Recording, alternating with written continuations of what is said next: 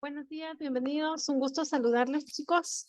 Vamos a continuar trabajando en lo que veníamos desarrollando ya como tal.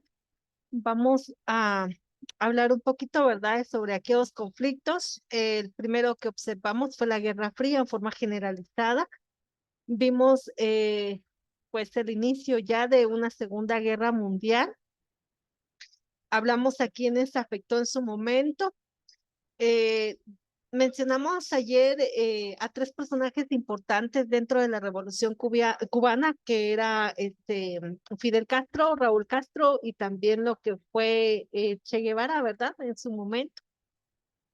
Vamos a continuar y habíamos hablado sobre aquella división que se había establecido al inicio en Rusia y también vamos a hablar, ¿verdad?, de esa situación que yo siempre les he comentado últimamente, ¿verdad?, en tomar a la sociedad dentro de estos conflictos y hacer la división, ¿verdad? O sea, quién está en un grupo y quién participa en el contrario. Por lo tanto, vamos a continuar y vamos a hablar entonces ahora sobre el muro de Berlín, un ícono de la Guerra Fría. Alemania fue el ejemplo de la división abismal entre el capitalismo y el socialismo durante esta época. Hablábamos también el día de ayer en que fue dividida en las dos repúblicas como tal, en una República Federal de Alemania, en sus siglas RFA, y también, ¿verdad?, con el sistema que pertenecía al sistema capitalista, y la otra división fue la republicana alemana, en sus siglas RDA, que fue con el régimen socialista. Berlín, la capital de Alemania, fue el reflejo de la coexistencia de ambos sistemas políticos y económicos. Pareciera que en su momento, ¿verdad?, era un país solamente que con la división, ¿verdad? Más sin embargo, cada uno pues participó en el desarrollo del sistema capitalista o socialista. En este reflejo, cuando dice coexistencia de los dos, porque a pesar de que era un país, o sea, los dos subsistían como tal, Berlín Occidental se caracterizó por un sistema capitalista de economía próspera y con libertades garantizadas, mientras que Berlín Oriental, por su lado, se convirtió en una economía aislada y destacada, ¿verdad? Vamos a establecer que durante esa fecha o esa época, pues los dos sistemas subsistieron, siempre va a generar esa diferencia, esa discrepancia. La división originó grandes tensiones y desencadenó la separación de la ciudad, primero como con una cerca de alambre y posteriormente como un muro de concreto. En algún momento les decía dentro de la historia, en series, en documentales, ustedes podrán investigar o observar que ese muro pues fue muy emblemático en su momento. La construcción, dice, del muro de Berlín de aproximadamente 45 metros inició el 13 de agosto de 1961 bajo la dirección de las autoridades alemanas orientales, con el fin de obtener el éxodo de los ciudadanos del oeste, es decir, la división pretendía como tal marcar eso, oficialmente llamado el Muro de Protección Antifascista, ya que pretendía proteger a a la población del este de los elementos fascistas que oponían a construir un Estado socialista en Alemania Oriental. Acá en la imagen podemos observar este muro del cual se habla y vamos a hablar ahora acerca ya hablamos sobre la instauración, la división que marcó entre el capitalismo y el socialismo, la división del poder dentro de un mismo país, dentro de una misma ciudad. Ahora vamos a hablar sobre la caída de este muro, que esto aún todavía tuvo mayor trascendencia y que es en su momento, ¿verdad?, una satisfacción para el ser humano, porque también ahí permitió erradicar o eliminar parte de lo que era ese conflicto que ellos vivían. Y nos menciona, el muro de Berlín cayó de la noche el 9, perdón, el muro de Berlín cayó de la noche del 9 a la madrugada del 10 de noviembre de 1989, debido a las exigencias de la libertad de circulación que manifestaban los habitantes de la República Demócrata Alemana, así como las constantes migraciones hacia las embajadas de los países del Pacto de Praga y Varsovia y por la frontera de Austria. Con la caída del muro se convirtió en el símbolo de la unidad de la nación alemana y el fin de la Guerra Fría que ellos vivieron de forma interna. Por eso les decía que fue muy emblemático, fue algo muy importante a nivel mundial, porque vamos a establecer que ya la sociedad, ¿verdad?, permitió tener una unificación. El 6 de noviembre de 1989, Politburo Gunther anunció en conferencia de prensa que todas las restricciones habían sido retiradas. Al escuchar esta noticia, los miles de personas fueron inmediatamente al muro y los guardias fronterizos abrieron los puntos de acceso para permitir el paso de libre a los berlineses. Yo recuerdo que, bueno, recuerdo y todavía ustedes pueden observar en noticias anteriores, hay videos que las personas, miren, cuando eso se anunció, las personas llegaron con picos, con palas, con martillos. Miren que hasta se veía con cucharas, tenedores, las personas picaban ese muro. Cuando tengan la oportunidad, obsérvenlo porque fue algo trascendental para la misma sociedad alemana. Ellos lo que querían como tal, ¿verdad?, era votarlo. Y esos documentales ven a todas esas personas, ¿verdad?, que de ambos lados se podían visualizar esa situación que se manifestaba. La caída del muro de Berlín llevó a la unificación a toda Alemania el 3 de octubre de 1990. Para aquel entonces, yo siempre les digo a ustedes, marquemos fechas, observemos esa situación de cómo se puede establecer. SISUA, podemos observar en este caso, por ejemplo, hablamos de 1800, se recuerdan que habíamos iniciado en esta fase de 1840 y ya estamos hablando ahora de 1990. Y la integración se da, ¿verdad?, de Europa. Con Alemania, dice, adoptó el nombre de la República Federal y se reformaron las naciones y los países que estaban bajo la línea socialista. Yugoslavia, por ejemplo, se desintegró en 5 naciones que son Bosnia, Herzegovina, Yugoslavia, Croacia, Eslovenia y Macedonia. La Unión de la República Soviética, ¿verdad?, se desintegró en 1991 y surgieron 15 nuevas repúblicas independientes como tal. A nivel mundial, la caída del muro marcó el fin de una era de conflictos de Asia, África, Latinoamérica. Independientemente de la ubicación territorial que siempre les he marcado y les he dicho, vamos a observar que esas influencias o esos conflictos pues siempre perjudican a otros países.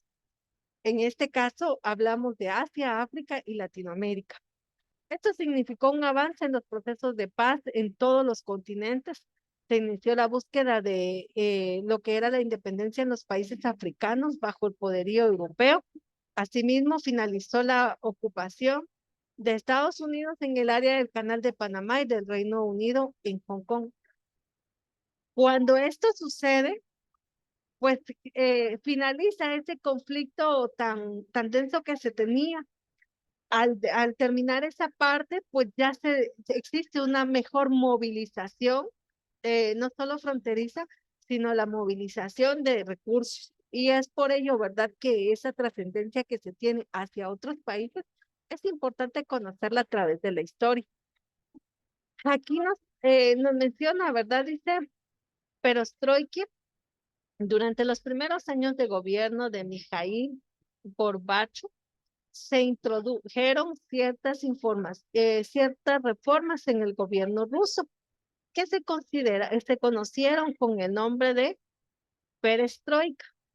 Este fue un proceso de reestructuración económica en la Unión Soviética para reformar y preservar el sistema socialista. Además, incluía la democratización de la vida política y la implementación produjo cambios económicos muy profundos, y no solamente para el área, vuelvo a repetir.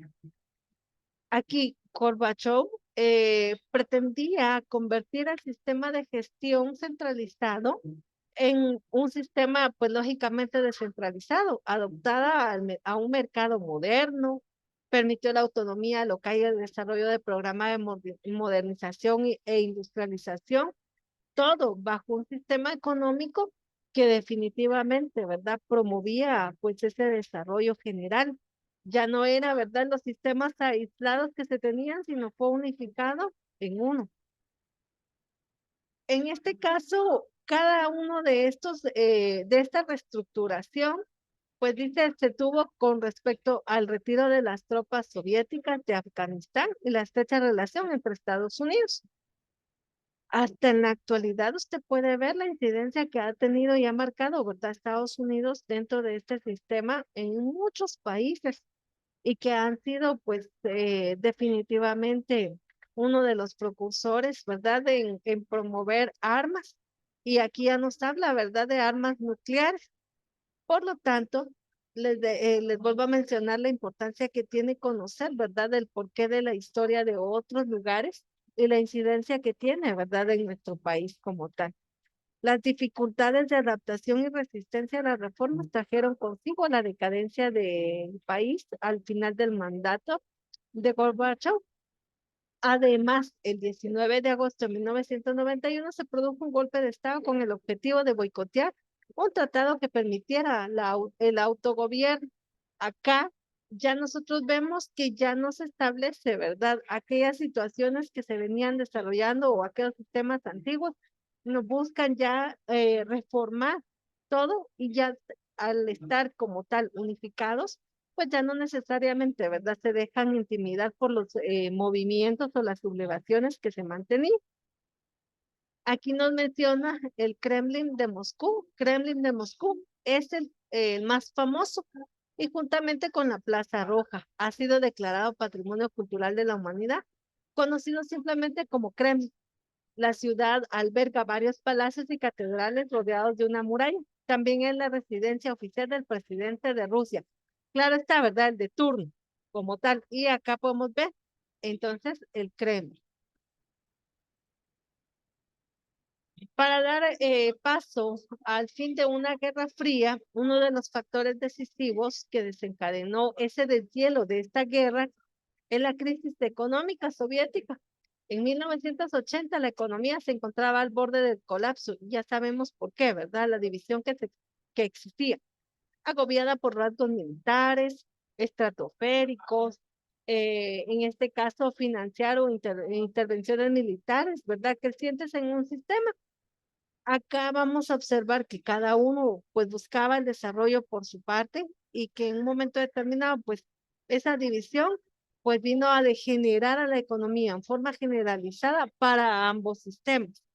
Por lo tanto, nos menciona que en conjunto, dice, de las reformas en 1989 y la disolución de la Unión de las Repúblicas Socialistas Soviéticas, que en sus siglas hemos mencionado, ¿verdad? URSS, en 1991. Este último evento cambió radicalmente la fisonomía de este continente como tal, surgiendo entonces acá OTAN en 1949, una docena de países de Europa Occidental formaron la Organización del Tratado del Atlántico del Norte, en sus siglas OTAN. Una alianza militar que tenía por objetivo contrarrestar la amenaza del ejército soviético distribuido en Europa Oriental. Actualmente la OTAN cuenta con 28 miembros. Esta organización, ¿verdad? Los cuales incluyen además países europeos, Canadá y Estados Unidos. Luego de la OTAN se establece el Pacto de Varsovia como un muro de contención para enfrentar la amenaza de la OTAN. La Unión Soviética y los países socialistas de Europa Oriental establecieron en 1955 el Tratado de Amistad, Cooperación y Asistencia Mutua, conocido como el Pacto de Varsovia. Y aquí, ¿verdad? Finaliza entonces en 1991. Muchos de los antiguos miembros de este pacto ahora son miembros de la OTAN. Y vean entonces acá, la situación que nosotros podemos establecer es la división que se mantuvo y quienes en un momento determinado pertenecieron al país, dice, del Pacto de Varsovia. Estaba Islandia, Reino Unido, Noruega, Dinamarca, entre otros. Para los países fundadores del Pacto de la OTAN, perdón, el primero corresponde a Islandia, Noruega, Reino Unido, Dinamarca, con respecto a la OTAN. Para los países de Varsovia son todos estos otros, ¿verdad? Y algunos neutros, es decir, que no pertenecen ni a la OTAN ni pertenecen al pacto, quedó Suecia, Finlandia, Suiza, Australia, Yugoslavia, España. Vean cómo nosotros vemos esta división dentro de estos tres elementos. Ahora, para terminar y concluir con respecto a las actividades, tenemos entonces el desarrollo de la página 156 y la página 157. Y prácticamente con eso concluimos lo que es el proceso de actividades de la semana. Entonces, por favor, ustedes me indican en este momento Sua, Apolinario, Kimberly, José Daniel, André, si hay alguna duda. No, Miss, No todo hay, claro. señor. Muchas gracias, muy amable. Entonces, por favor, chicos, vamos a aprovechar el tiempo, vamos a desarrollar lo siguiente. Ustedes saben que siempre trabajamos, ¿verdad? Esa parte de resumen y actividades que tiene nuestro libro como tal en el cuaderno. Por favor, aprovechemos el tiempo y trabajemos sobre ello. Cualquier situación me lo pueden hacer saber, por favor.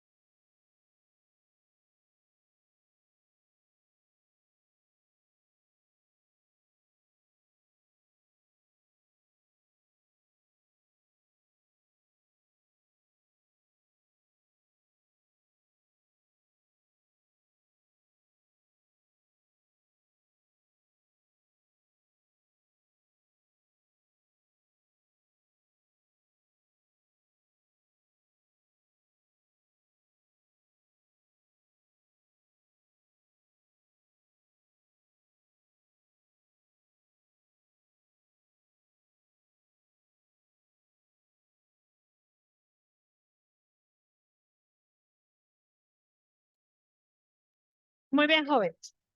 Vamos a dejar hasta aquí la clase y por favor, vaya, camine un poquito, tome un poco de agua y dentro de 4 minutos volvemos a conectarnos, por favor, en el otro curso.